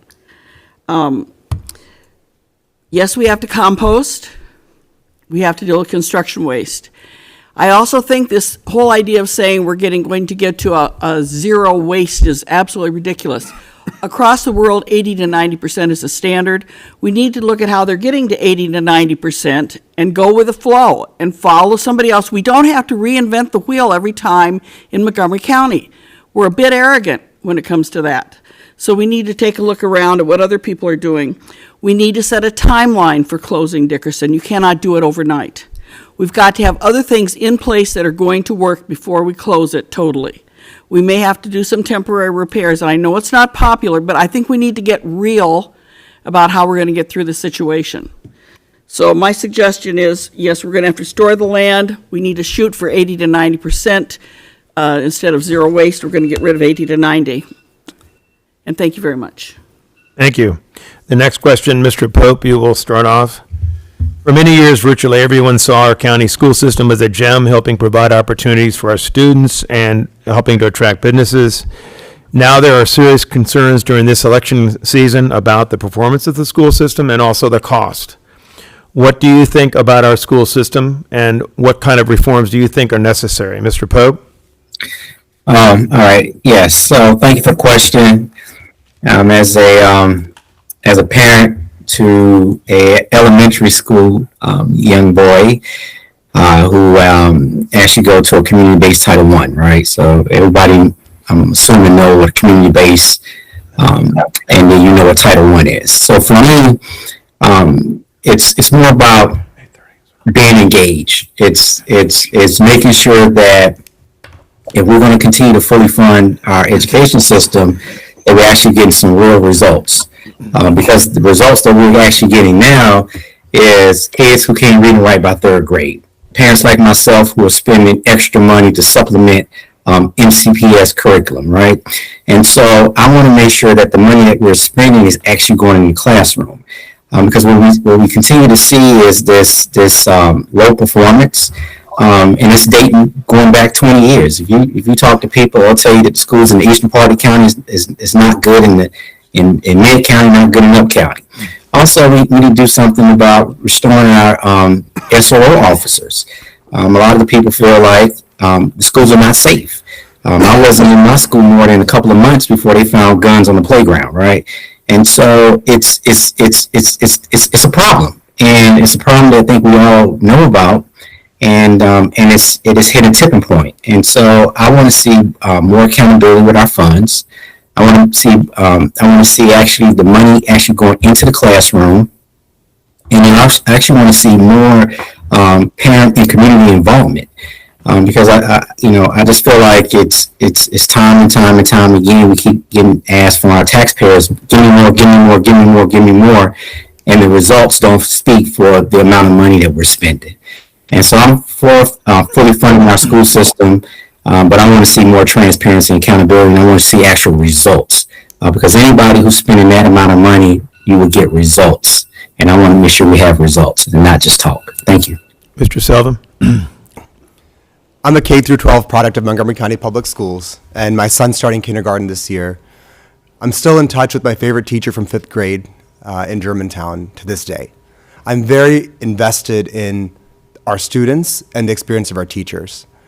I was very disappointed and upset about what happened just in the last week, where I felt that teachers, support staff, including paras, were held hostage by negotiations between unions, MCPS, county council, executive. They're not pawns. And they're threatening to fire 400 staff. These are people that are the most essential workers in our community. You're not going to get them back if you fire them when you need them again. We already have a gap and shortage in hiring that we haven't recovered from the pandemic. So for me, this is all about transparency and external accountability. So we have a 50% gap in math and science performance experienced by our Black and Latino children in this county. That's unacceptable. In a county that spends this much money on our education, that shouldn't be happening. We've had an exodus of students leaving to private schools because many families feel like their special needs children are not getting enough support, and their really advanced students are not getting challenged enough. So something I want to create is a Lift Every Learner task force, an external task force that includes stakeholders from across the county, across government, to hold MCPS accountable for closing these gaps, and not just closing the gaps for our most vulnerable students, but providing dual degree programs, challenging students with workforce training and professional development, those that are wanting to be high achievers, entrepreneurship opportunities, partnerships with chambers of commerce. Let's challenge those kids that want to run, and the kids that need to crawl or walk, give them the support they need and their families the support they need. And for me, this is an equity issue, but it's also an economic issue. The majority of our children, 3rd grade and up, are going to be 18 in 10 years. They need jobs, they need houses. So we need to make sure that they're ready to contribute to our economy and build our economy from the ground up. Caballero? So I am endorsed by the teachers and am on the Apple ballot because I have a few structural fixes that we have to do. One is we need to create a permanent funding mechanism for teachers for the education budget, and that would be a county charter amendment where the voters across the county vote to lock in the MCPS budget at 52%. That's what it is currently. That would allow the schools to start building their budgets on what they know they're going to get year after year, and then be able to then ask for what they need more in a way that doesn't make them recreate the budget from scratch every year. It costs too much time, and everybody has to go to the trough, and then all the budget happens all at one time. It's just not sustainable. Another structural fix we need. Currently, our Board of Education members are part-time. They're only paid $25,000 a year. How are they going to be able to keep an eye on these performance standards when they're not even able to be there full-time? We have to increase that to a full-time position so they can actually have a watchful eye over what the education system is doing. And lastly, the other structural change that I would like to bring is right now, currently, we do the CIP, the Capital Improvement Plan, every 6 years. That is too long of a time period. It should be every 4 years after an election. So for example, if we were elected, we would have to wait for our re-election before we actually have a say in that. Our schools are crumbling. We're shutting them down. We need to be building our schools, not shutting them down.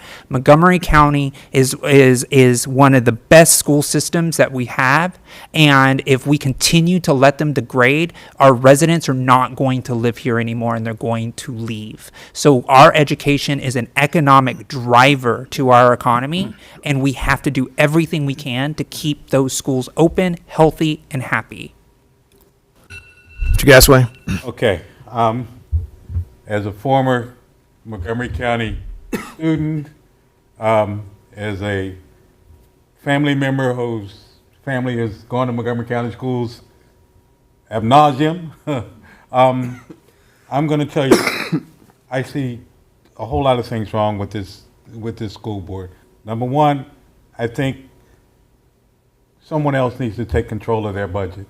I think almost half of the budget is for schools. And don't get me wrong, I'm a former teacher, and I believe in teachers should be paid, and they should be paid well. But what I don't like is that when you have so much money coming in, sometimes you have a tendency to waste. And I think there is far too much waste in that school system. I called up and I asked them, I said, I had an idea. I wanted to cater lunches, let local businesses, local restaurants, once they were verified and did everything they were supposed to do, to be able to serve high school students. Let's start in the high school. Did you know, I called and tried to find out the contracts that they were using, food contracts. They told me I had to sign a waiver to right of information. I said, unbelievable. I was incredulous because I wanted to know a simple thing, and I always use the analogy of a fifth grader wanting to know how much is spent on paper in his classroom. That budget should be so clear, so transparent, that we should be able to see anything. And Josie, I want to tell you something else. In my lifetime, I've seen certain schools built three times. So why would we have to build a school 3 times? And I'm 65. So in my 65 years in Montgomery County, I've seen schools built 3 times. That's too much waste. Mr. Wells? So I came to the United States from Trinidad and Tobago. So I educated under the British system. At 17 years old, they tried to put me in high school, Watkins Mill High School. I saw the guidance counselor, Mr. Logan. I said, I would like to see your curriculum. When I looked at that curriculum, I did that when I was 11 years old. So we're behind. I went straight to Montgomery College, took the entrance exam, and started college at 17. When I looked at the curriculum, I did that when I was 12. So we're behind. I have nieces and nephews back in my country waiting to migrate to the United States for 13 years. They waiting on their visa. So when they come here, they're going to be left behind because they want to put them in school by their age. But it's not about your age. It's about what you studied, what you know, and what's the next level. I had nephews that came here earlier, and they went to school by age, and the teachers are telling them, when I give you homework, as long as you put your name on the paper, we're going to pass you and move you up. What are you learning if you don't attempt the work? You pass in the grade because you put your name on the homework page. We need to fix this broken education system. We also need to invest into the schools. I'm talking to the parents, talking to the teachers. Some get paid 10 months, some get paid 12 months. I think all teachers should be paid 12 months, and they should have fair compensation, just compensation. Not, oh, I need my money in 10 months, so I'm a shrink, and in 2 months I'm scrambling trying to take care of myself. When the teachers are fully paid and they're fully invested in the kids, you're going to get the best out of them. There's some schools that haven't been, refurbished. Instead, they're closing them down like Wooten. I think Wooten should stay Wooten. I think you should open up Crown because you're building more houses there. Those families are going to be going to Crown, and then you have Wooten stay Wooten. The money is being mismanaged. Today, there's an article that the superintendent spent $3 million to rent an empty warehouse right there on Quince Orchard next to the new Chick-fil-A, and it's sitting there. They don't have the money to furnish it. So we need accountability, and that's what I'm going to bring. Ms. Regani? I'm a former school teacher. I used to teach ninth grade chemistry, physics, and math. And it absolutely breaks my heart to know that only 56% of our high school graduates can read and write English at the ninth grade level. Only 36% can do math as high school graduates at the ninth grade level. The system is seriously broken. It seems like the school board is just a political stepping stone to the county council. Yeah. And if you just throw more money at education, it's going to improve, and that's absolutely not correct. They just added another $143.7 million to cover a declining population of learners. so we get to pay more. I'm totally opposed to allowing 52% dedicated to the budget of the school system. I also would like to bring up other issues. We need to get basics in the classroom. We don't need immersion classes in Chinese so they can take math classes in Chinese. Those things can go to Montgomery College. We need to have more teachers, high-performing teachers that are going to deal with the basics. We want to have an economic labor, somebody that's viable to work in our labor market. We are not producing people who can go out and survive. These kids are leaving and they're going to be staying at home, mom and dad. They're going to go to college, and that's going to cost more, and they're still staying home because we don't have enough jobs, and part of that is we don't have an effective source of labor in Montgomery County. Also, I hear all the overhead, let's multiply to have full-time school board members, multiply that by 4, what we're spending now, locking in at 52%. And the issue is compensation, it's not salary. Compensation includes far more than salary. So if you get fully paid health, guys, that's worth a lot more than straight salary you pay taxes on. Gone. I graduated from Churchill High School. My brother and sister are both special needs, and they're actually why I still live in the county. And they graduated from Wooten High School, so I'm very familiar with paraeducators. And what I'd like to say is that it is heartbreaking to me that MCPS has become the mess it is today. I will point out, though, that Poolesville High School is still a national gem. It is ranked the #1 high school in the state. It's been ranked in the top 100 more than once in the country. You should be very proud of that. That being said, across this county, we have seen a level of mismanagement and corruption in our school system that shook me so much that I went back to school in my 30s to get a master's degree in democracy and governance from Georgetown, because we have a very poor system of governance in local government in Maryland, and particularly in MCPS. We sent 2 people to prison last year because they embezzled from the school bus depots, of all things, fake contracts for a decade for each one, the 6 figures. I think that there's a lot of blame that goes on the Board of Education. One of our fellow contestants sits on the Board of Education for County Council at large. I think it's time for us to consider, one, whether the maintenance of effort law should remain in place as we have fewer and fewer students in our school system, and 2, if we should start thinking seriously about a consent decree to have federal forces look into our school system for civil rights violations and for balancing out how MCPS is treating students, both black, brown, and otherwise. And those of you not familiar, 10 years ago, there were 2 different studies into MCPS about anti-Semitism and Islamophobia. 1 in 10 students reported being bullied by a school teacher for their faith in MCPS. If we look into other figures, we begin to see huge contracts that go nowhere, replacing curriculums almost every single year. Consultants spending county money on things that we don't understand. On the county council, we don't have the power to control what happens at MCPS, but it is probably time for the state and for federal authorities to start investigating and let us have control over that going forward. Thank you. All right, we've got about 20 minutes left, so we will have closing statements. But before then, we're going to do a quick lightning round, a 30-second response to this question to close things out. And here it goes. And remember where you are tonight and what part of the county you're in. In 30 seconds or less, please answer this question, keeping in mind this form is in the Western County. What would be the top priority, achievable policy you would announce on day 1 of your administration that you believe is important for this area and you believe would benefit it? And we're starting off with Mr. Selvin. 30 seconds. I think what's good for the rest of the county is also good for Western Upper Montgomery County is economic growth. We've had a shrinking revenue when our budget went up nearly $300 million last year. That's not sustainable. So we need to increase our support for small businesses with grants, mentorship. We invest about $7 million a year out of a $4 billion budget for small business grants. That's a drop in the ocean. We can do much better. Permitting reform, one-stop advocacy for companies to get through permitting, and also beefing up our workforce training programs for trades like farming, for healthcare. Ms. Caballero? So, White's Ferry, Let's get that reopened. Also, let's get the incinerator shut down. Definitely are going to be big priorities. I will say very quickly that over 50% of our service workers, that's our teachers, our nurses, our police officers, they all live outside the county. So one of the things that I would like to do is actually start building workforce housing that gives a speed pass front of the line to those service workers to actually start living here in the county, to start bringing back that tax base. Mr. Gasaway?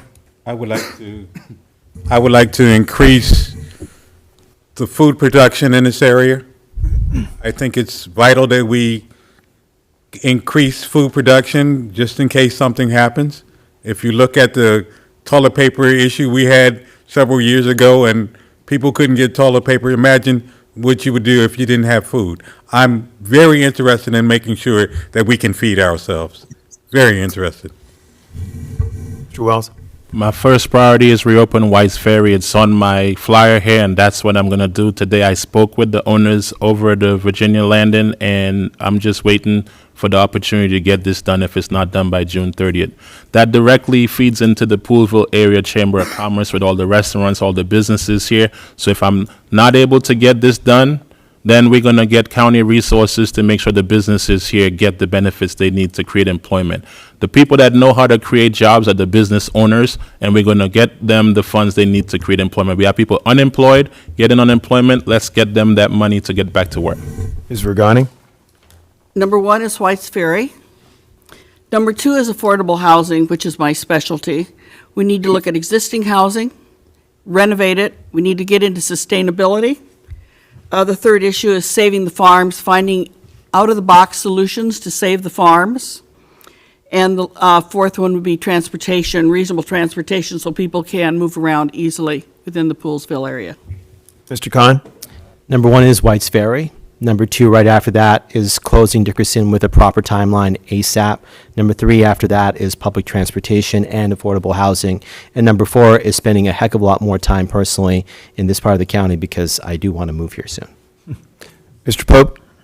Yes, thank you for the 30 seconds. For me, it's making sure that we bring back the income tax offset credit, which was $692 for a lot of our families. What we've seen is that we can't talk about affordability when we're taking credits away from people who, like myself, who need the funds. So I would definitely make sure that take place on day one. Thank you.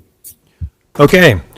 Now it's time for you to make your best sales pitch, and we'll have a minute and a half for each of you, and we're starting up with Ms. Caballero. Okay. So, thank you, everybody. I will say that it's great to be in this part of the county. The big thing that really differentiates me, because that's the question I get at the door often, what makes you different from the 17 candidates that are running? One of the things that I want to do, and I alluded to it earlier, is about the 50% of our service workers that live outside the county. About 50% of our police officers, a lot of them, not all 50% of them, but a lot of them live in Pennsylvania, people in Virginia, West Virginia, and other counties. We are paying their salaries and they're paying taxes to another state. It's not sustainable. So what I want to propose is that we actually do public workforce housing where we actually build where we can. So that way we can actually build the housing that is necessary to really grow our tax base. There are already so many people here in the county that are working that want to live here. Let's give them that opportunity to be able to live here.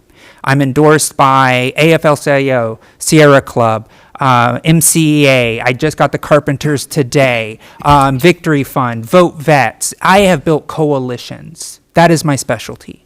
Building coalitions and holding my hands across divides and being in every room possible to make sure we get stuff done.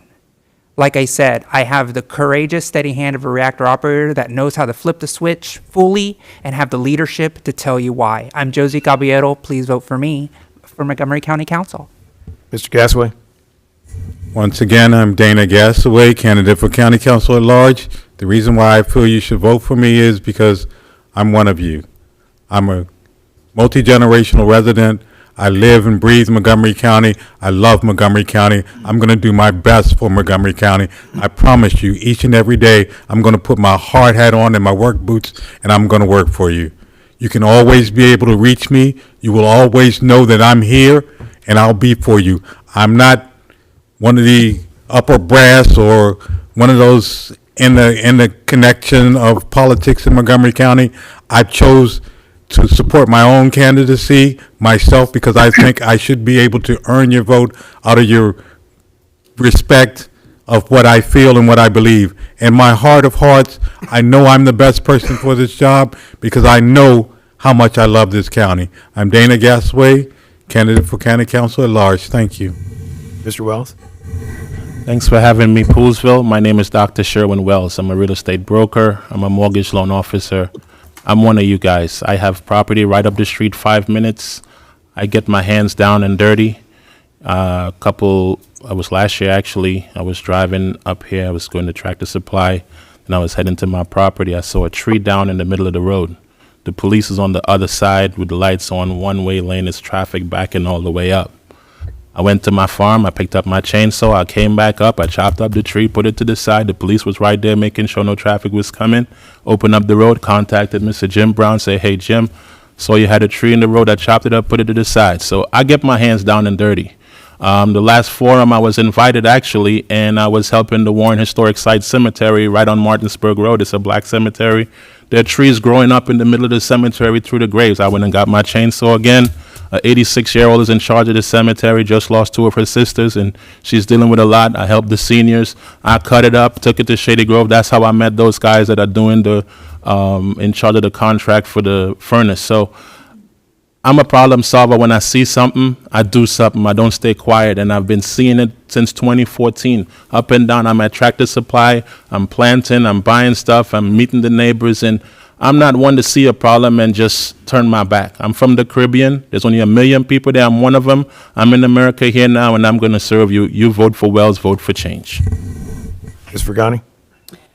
I believe that I am the only candidate that has worked successfully on both sides of the street, meaning I've worked 20-some years in the not-for-profit communities, and I've worked 20-some years managing a property that we have bottom lines and we have limited resources because it has a limited budget. I have made a number of changes as an individual. I changed one state law so that people with disabilities who live in communities with assigned parking can park on state highways like people with traditional homes. My husband was disabled. I've changed 6 laws in Montgomery County as an individual, including a zoning text amendment so that anybody who backs up to a commercial area now has, by right, can build an 8-foot-high fence. Those don't sound like much, but I've been working with the fire department, getting fees cut for permits that impacts every single multifamily dwelling in Montgomery County. I am a specialist in affordable home ownership, not housing, home ownership. We need to build legacy wealth, not rent endlessly. I'm also a conservation person. Right now, my community is getting a cistern system, 19 cisterns that are satellite controlled, so that when the water comes and goes, we're able to release it or keep it. I also will work half days every day for you. That means 12 hours. Thank you. Vicki Vergani. Mr. Khan? My name is Hamza Khan. My name means Lion King, and my nickname is Simba when my girlfriend's in a good mood. My mom is Goldie Khan. I was born in the town of Goldie Hawn in Tacoma Park. I could go on and on about that part of my life story, but the reason I want you to consider voting for me is because I've worked in the Up County and the West County many times. I was a part of the Save 10 Mile Creek Coalition, part of the Tame Coalition. I've fought for conservation out here. I've worked with agri-reserve farmers. I've been to Poolesville many times. This is a second home for me. K2 Cafe is where I hang out very often when I'm done biking with my friends on the C&O Canal. This part of the county is a gem for the whole country.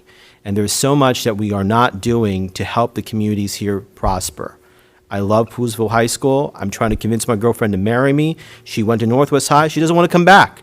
If you get me elected, though, she said she'll come back. So y'all need to help me out here. With that all being said, I've worked on national issues, state issues. I've been on national news many times, fighting for immigration rights. I've worked on the Juvenile Restoration Act here in Maryland to help give juveniles a second chance after conviction. And I am a disabilities advocate because the reason I live in this county is because my brother and sister are special needs and they live with me. My family had me move back home during COVID to help care for them. This is home, and our county is in serious trouble. We need people who grew up here who want to make a difference. I didn't want to be a candidate. I filed at the last second because I realized we didn't have enough citizen candidates. A lot of the people up here joined me in that effort, so vote for all of us if you can. I know there are only 4, but vote for us anyway. Mr. Pope? Yes, thank you. Once again, I'm Jeremiah Pope, and thank you for allowing me to be here this evening to speak about the things and the visions that you care about, and also what I see that we need to do here in Montgomery County. The reason why I think you guys should vote for me as one of your 4 options is because I have the real lived experience. I currently have a young child in the school system. I understand about housing because I've worked on housing because I'm the immediate past president of my neighborhood association. I understand about federal stuff because I used to work in the U.S. Senate. I understand about what we need to do in the local, in the Maryland General Assembly because I spent 8 years as chief of staff in the Maryland General Assembly. And so I've touched on each part and segment of Montgomery County and what we need to move Montgomery County in the right direction. And so what we can hear is a lot of people can talk about what they want to do, but do they really have the relationships to get anything done? That's why I've been supported by members of Congress. That's why I've been supported by our U.S. Senator, Angela Alsey-Brooks. That's why I've been supported by former County Executive Ike Leggett, who everybody loves because he knows that, and all the people know is that at the end of the day, Jeremiah is going to do work and get stuff done. And so my whole campaign is about lifting every voice from all parts of the county because each part of the county has something different. And so I will leave with just that at the end of the day, please visit my website at www.popeforcouncil.com. You can always call me at 301-578-6389 because I'll always make myself available to you. Thank you. Mr. Selvin? Thank you to the Fair Access Committee and the Chamber of Commerce for this opportunity. Out of the entire at-large race and the entire council race, looking at all the districts, I'm the only medical professional out of 40 people running for a county council seat. And why does that matter? As an ER doctor, I'm with patients and their families in the most trying moments of their lives when their lives literally depend on the decisions that I make. That level of accountability, I'm very comfortable with. That's where I thrive. In addition to that, working in the ER in places like Germantown and Rockville, Frederick, Baltimore, and all over the country, in my work, I'm with families when they're experiencing the trauma of what ICE is doing right now. Unstable housing, the isolation of seniors. I see the consequences of that face to face, and I'm caring for those people. These are not theoretical concepts for me. So as a council member, I'm going to be working at the root causes of addressing those challenges that people face. Something else is that I can combine the compassion and human-centeredness with practical realism of supercharging our economy, but doing that to serve our most vulnerable. It doesn't have to be one or the other. It doesn't have to be safety net services and taxing everybody. And it doesn't have to be being pro-business no matter what happens. You can do both. In the ER and in humanitarian settings, I can't be ideological. I have to get things done. So I'm going to stimulate our private sector growth significantly so that we can lean into our values and actually live our values of caring for our seniors, special education for our children, vulnerable communities like immigrants right now. We can't act on our values without the resources. Thank you all for coming tonight. Thank you for being on the dais and having this debate. It was really helpful. And before you leave, let's do a group photo if you wouldn't mind. Thank you very much. Thank you. I'll miss the photo, but I'll catch it next time. Stay there. You're on the camera. You'll be there. Oh, you're going to catch me on camera? All right. I wasn't sure. Where do you want us? Right here in front of you. Here. Okay.